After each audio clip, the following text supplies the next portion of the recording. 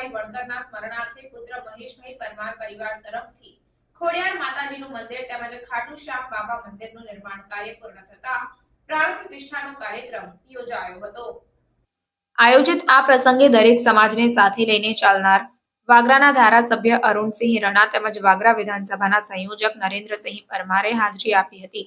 સામાજિક સમરસતાનું ઉદાહરણ પૂરું પાડી પરમાર પરિવારનો ઉત્સાહ વધાર્યો હતો। આ પ્રસંગે પરમાર પરિવારના ભામાશા ગણાતા ધનજીભાઈ પરમારના સુપુત્ર દેવેન્દ્રભાઈ પરમારે ખાસ હાજરી આપી હતી તેમજ ગ્રામજનોએ ધાર્મિક કાર્યક્રમમાં ઉપસ્થિત રહી ધન્યતા અનુભવી હતી। આ તીર્થધામ શુક્લતીર્થ ખાતે કહેવાય છે કે દેવતાઓની ભૂમિ કહેવાય। વિષ્ણુ ભગવાનનું સ્વયંભૂ મંદિર છે। કોટેશ્વર મહાદેવનું શુક્લતીર્થ વિસ્તારમાં મંદિર છે। પાંડવોએ પણ અહીંયા યજ્ઞ કરેલો। આ પરમાર ફળિયામાં વર્ષોથી પરમાર લોકો તલવારથી લગ્ન કરે, મંગલભેરા તલવારથી ફરે એવો ઇતિહાસ આ મંદિરનો રહ્યો છે। પહેલાં આ મંદિરમાં પાળિયા હતા, પેઢીઓથી તલવારથી લગ્ન કરતા આવેલા છે પરમાર લોકો।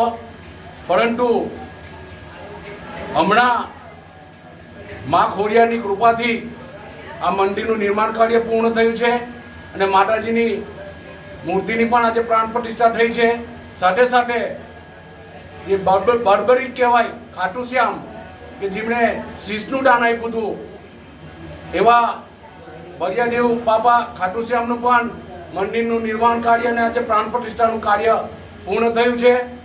સાથે સાથે બાજુમાં રામાપીર બાબાનું મંદિરની પ્રાણ પ્રતિષ્ઠા થયેલી હતી, પરંતુ આજે મોડાસાના સંત દ્વારા રામાપીરના પાઠનું પણ આયોજન કરવામાં આવ્યું છે અને આસપાસના ગામમાં મહાપ્રસાદીનું પણ આયોજન કરવામાં આવ્યું છે। ત્યારે આજે પરમાર પરિવાર શુક્લતીર્થમાં ખુશીની લાગણી વ્યક્ત કરે છે અને ગામ લોકોનો ખૂબ સહયોગ રહ્યો છે। જય માતાજી।